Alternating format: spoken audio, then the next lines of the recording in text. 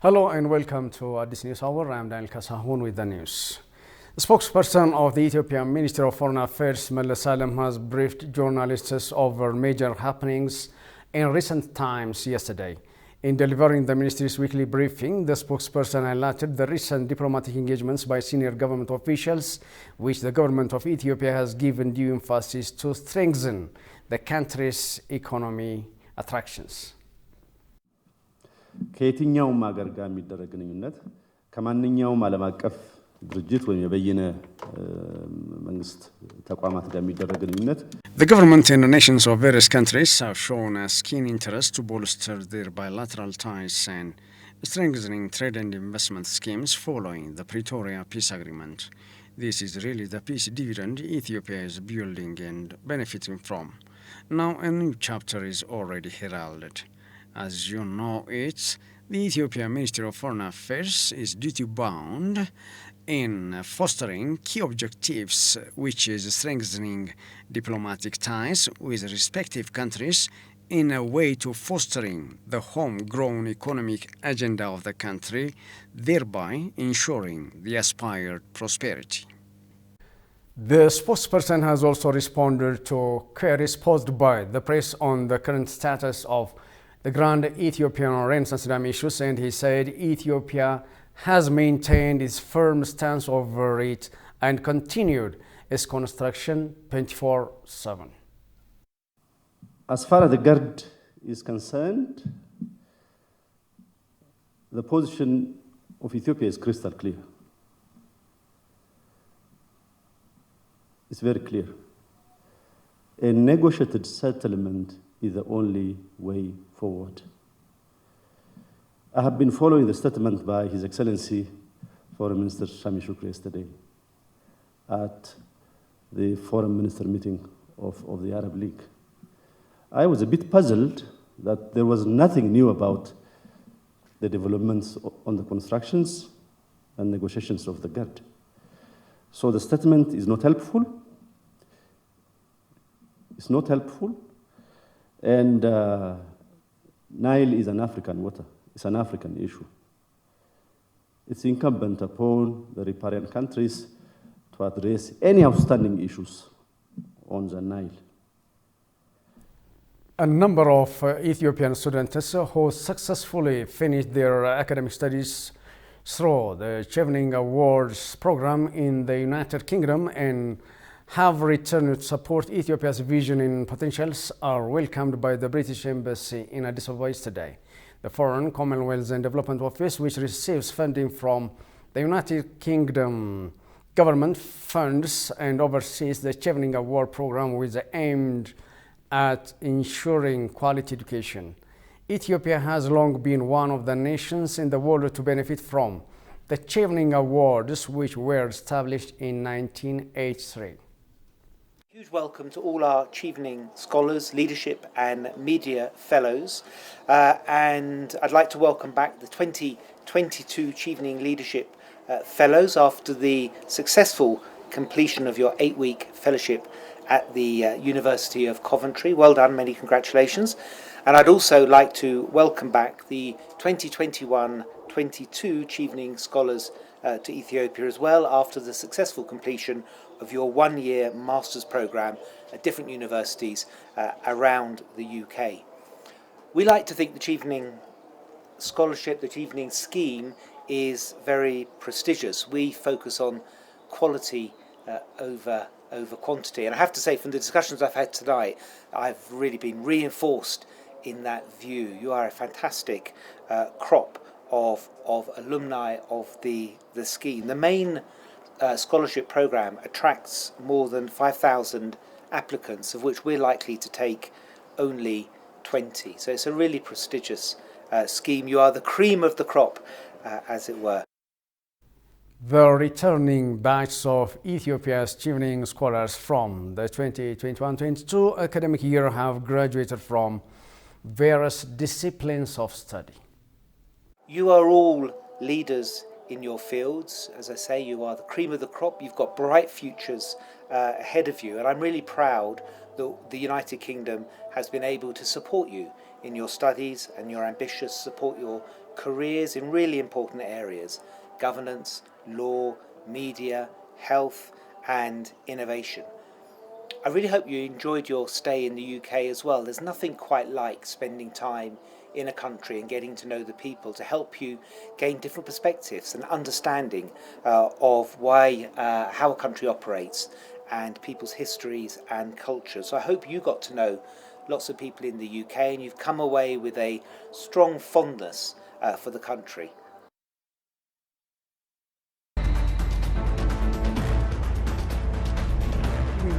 The 70th Global Institute. It's expected that Ethiopia is Ethiopians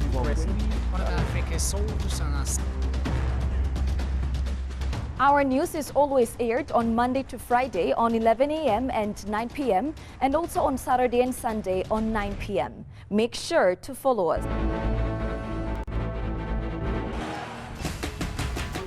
Welcome back. You are watching this news hour. The United Nations Office of High Commissioner for Human Rights East African representatives Marcela Kpovo commended the Ethiopian government effort in pursuing accountability of human rights violations through transitional justice. The representative told the Ethiopian news agency that his office had been very supportive for the government's efforts in pursuing accountability right from the beginning. As a result of the joint investigation that we have conducted, my office and the National Human Rights Commission of Dr. Daniel, I may say that so far the effort that we have seen from the government are very encouraging. They are going into the right direction, and then if it continues in that sense, I strongly believe that with time, with all steps taken, we are going to pursue accountability for human rights violation committed in the context of the Tigray conflict. Speaking on the public participation in the consultation of transitional justice policy option process that the government has launched to promote human rights and ensure accountability, the representative said the following. You see the diversity of the people across the board, from the civil society, from the media, from the judiciary, from the political spectrum, from the religious actors. Every single segment of the Ethiopian society has been brought together to speak about this transitional justice policy option that is being developed by the government, which is really, in my view, the right way to go. The United Nations High Commissioner for Refugees, UNHCR representative, expressed his appreciation for Ethiopia's effort in accepting and supporting refugees in the country. Approached by ETV, the representative thanked the Somali region of Ethiopia for the support it provided by accepting refugees from different countries. Different countries of the world are known for accepting and hosting immigrants from many countries migrated for different reasons. Although Ethiopia is a country that is going through different ups and downs, the country is known for accepting immigrants from different neighboring countries. Talking to ETV, the United Nations Refugee Agency UNHCR representative Mamadou Diambalde said Ethiopia remains a generous country by receiving refugees fled from neighboring countries. Ethiopia has remained a very generous country into receiving refugees. These are people mostly from the neighboring countries who could not stay in their countries of origin very often because of conflict, because of violence, and they cross the international borders. It's mostly women, men, children, people who usually have their own lives, some of them were teachers, farmers, people who were working, ordinary people. So they crossed the borders and Ethiopia has been welcoming them. One of the areas where Ethiopia receives refugees from different countries is Ethiopia, Somalia, and the representative expressed his appreciation for the support of the region by accepting refugees. We do see generosity at display, and we do see people sharing what they have, and from the international community, from the United Nations, UNHCR and several other partners are coming together and to supporting the refugees and some of the host populations who have shown that generosity. According to Balde, about 100,000 refugees have entered Ethiopia due to the recent unrest in Somalia. Close to 100,000 refugees from the Somali region, from Somalia, and the Lassanod area. The region, Somali region, that has been hosting them, the communities, the regional government, the federal government that have been hosting them, are faced already with drought and with the impact of climate change. But despite all these challenges, the communities have been hosting them. The government has started registering them.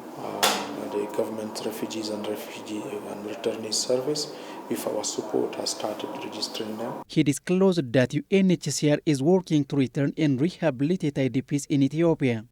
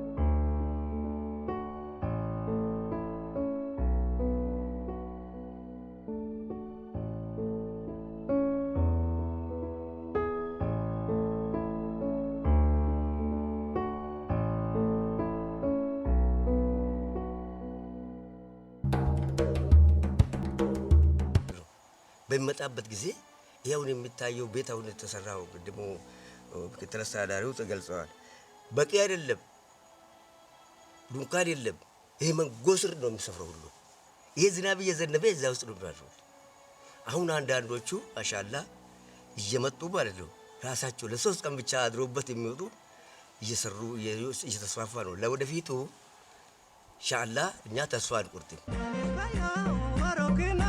በብዛት ያገር ውስጥ ቱሪስቶች ወይ የሃይማኖቱ ተከታዮች በአብዛኛው ጊዜ በመስከረም ወር ውስጥ በሚከበረው ያረፋ በዓል ላይ ብዛት ያላቸው የሃይማኖቱ ተከታዮች ወደዛ ቦታ መጥተው ያንን በዓል ያከብራሉ።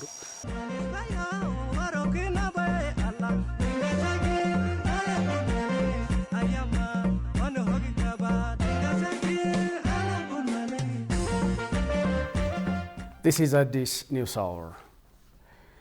The flag carrier Ethiopian Airlines has celebrated the 2023 International Women's Day by operating an all-women flight from Addis Ababa to Zanzibar. The flight has been operated by female professionals in the sky as well as on the ground. Let's take a look.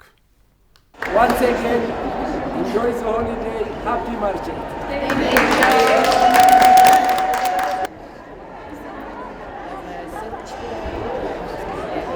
The Ethiopian Airlines is marking International Women's Day by operating an all-women flight to Zanzibar, the airline said, adding airport operations, flight dispatch, load control, ramp operation, on-board logistics, safety and security, catering, as well as air traffic control are to be carried out entirely by women.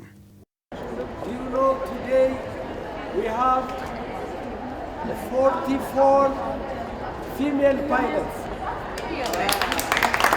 44. And it happens that Captain Absale was the first female captain in Ethiopian Airlines. And I would like to tell you that the number of female pilots in Ethiopian Airlines is increasing from time to time. Today we have additional over 40 female student pilots in our aviation academy. If you come after 1 year and 1 year and a half, the number of pilots will reach over 80.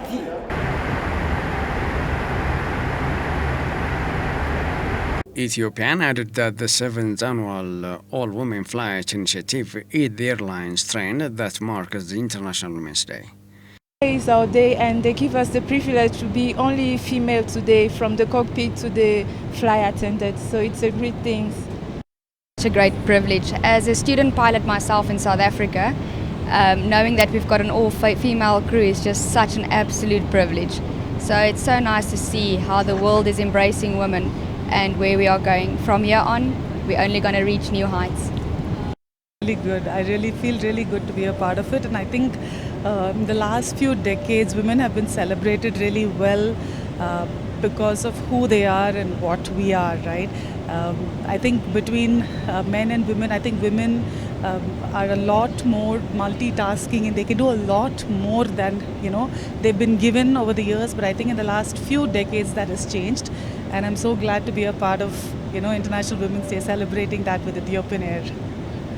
The all-women's crew flight has conducted by Captain Amsalo Gbalo, and she highlighted, there is nothing women cannot do in this world as long as the confidence and the capacity is there.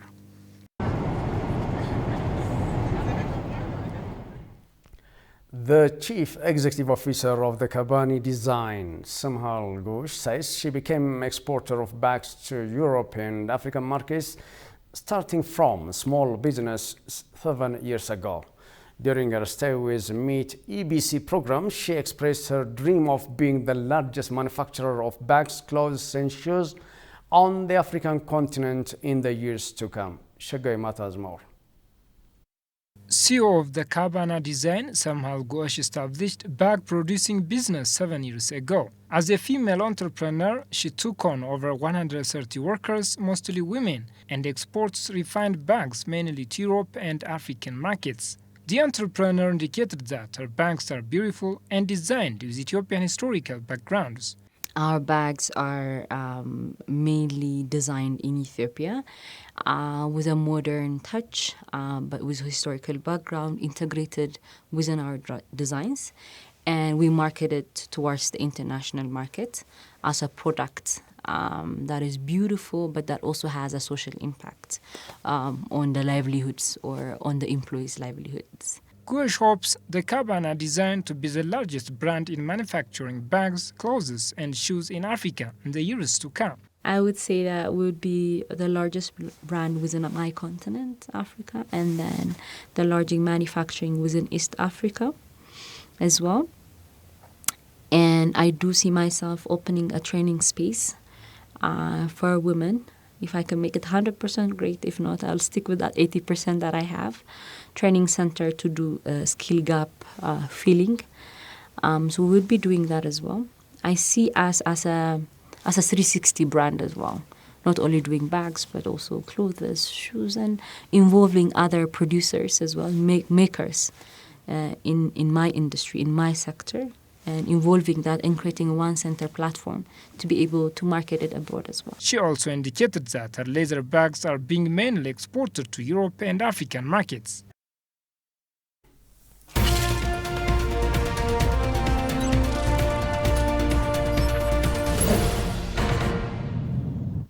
In business, Japanese technological companies have signed a memorandum of understanding with the Ethiopian Industrial Parks Development Corporation to engage in recycling waste products of industrial parks to produce fuel and fertilizer in Ethiopia. The memorandum of understanding is signed by the Ethiopian Industrial Parks Development Corporation CEO Aklilu Taddese and Tanabe Corporation's Executive Director Yoshikazu Tombe and STI Sun Techno in Senior Executive Director Masanu Kaneko. Officials of the companies on their part mentioned about their rich experience in the field, noting that they have already carrying out research in the Hawassa Industrial Park.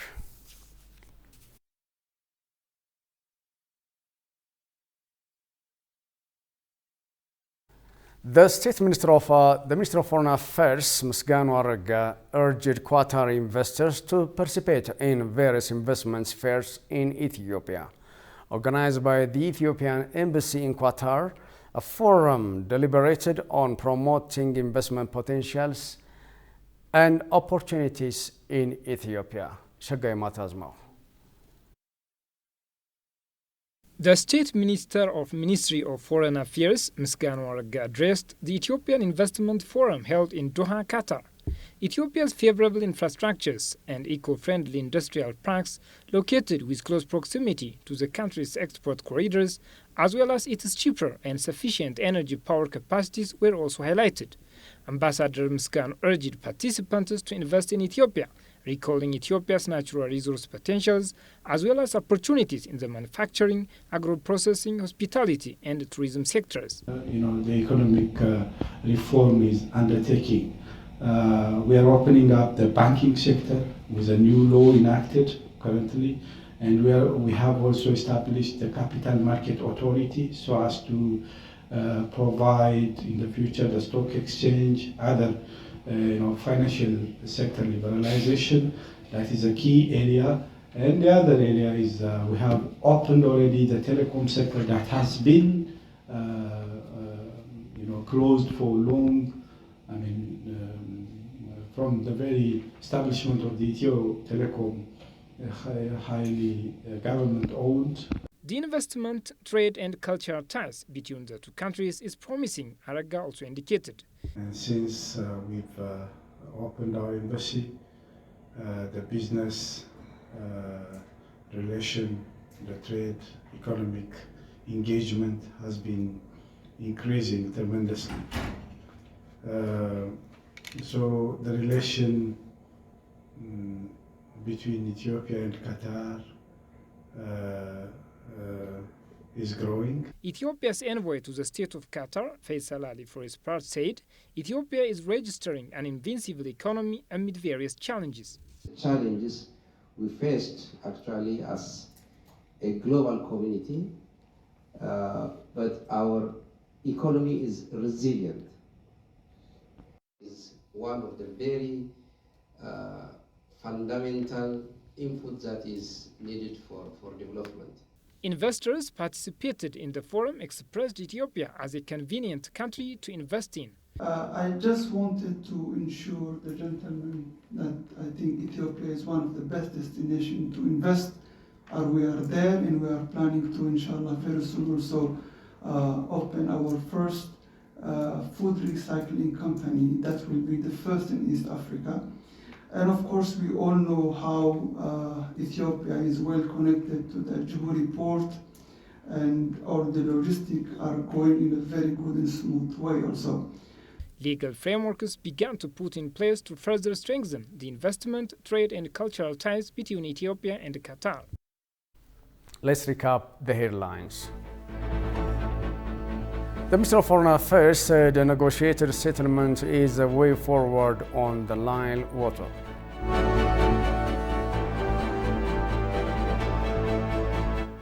And the UNHCR commended Ethiopia for remaining